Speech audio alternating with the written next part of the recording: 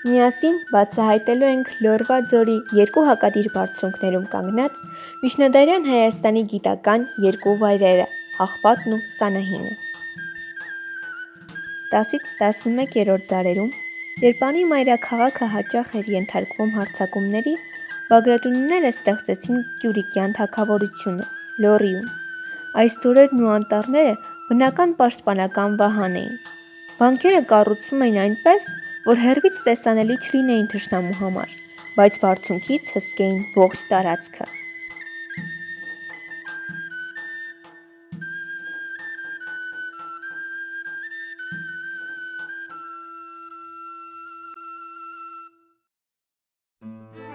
Աղբատի վանական համալիրը հիմնադրվել է 10-րդ դարում։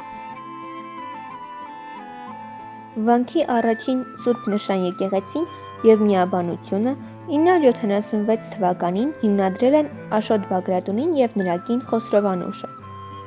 Այն եղել է միջնադարյան Հայաստանի հոգևոր, մշակութային և գիտամշակութային խոշոր կենտրոն, մատենադարան։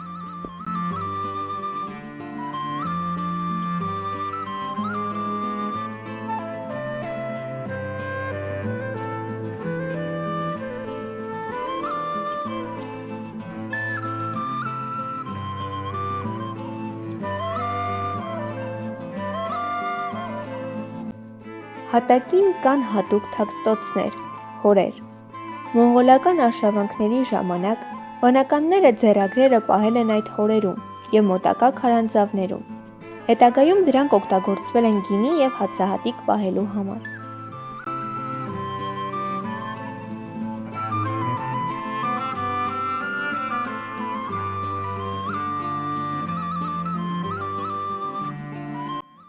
Սայաթ Նովա մեծն աշուղը երկար տարիներ ապրել, ստեղծագործել և հոգևոր ծառայություն է իրականացրել Հաղպատում,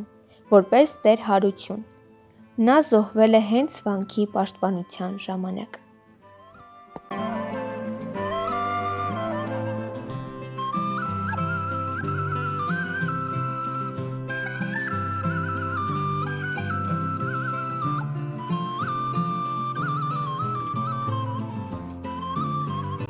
Սանահին անվանումը ավանդության համաձայն նշանակում է «սա նրանից հին է», նկատի ունենալով Հաղպատը։ Վանքը հիմնադրվել է 966 թվականին Խոսրով-անուշ թագուհու կողմից։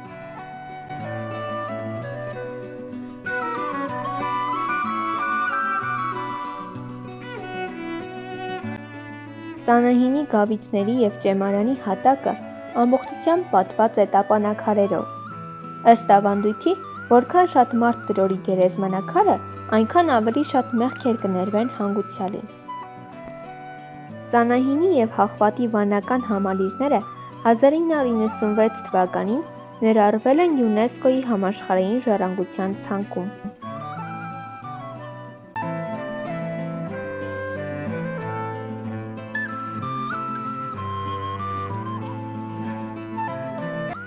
Աղբատն ու Սանահինը պարզապես քարե պատեր չեն։